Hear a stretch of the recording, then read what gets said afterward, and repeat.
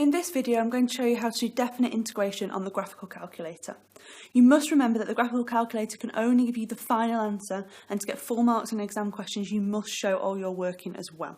If we go into the calculator, you want to select the first option, mode 1, and you should get a screen like this. For integration then, we want to select math at the top, which is F4. And the integration option is on the second page. So if I press F6 and the arrow to across, we can see the integration option here, which is F1. It should come up on your screen like this with boxes ready for you to fill in. You want to type it in exactly as it is in the question. You don't need to do any simplification. So if I start with the fraction button, I've got my x here, so I've got x squared minus 4 root x.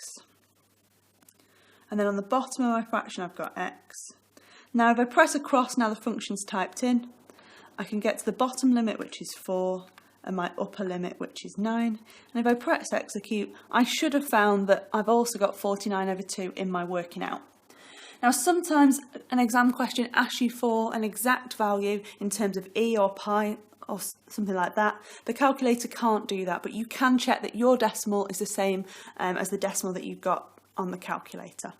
The second question then, this time it's got some trig involved. So the first thing we must do if we've got trig involved is check that we are in radians. So if I just do shift and setup and go down to angle, you must check that you're in radians. If you're not, just press F2 and then go back to the main screen.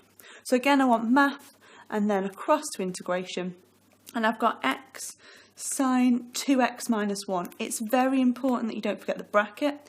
If the exam question was in terms of theta or another variable, you would just still put it into x in the calculator.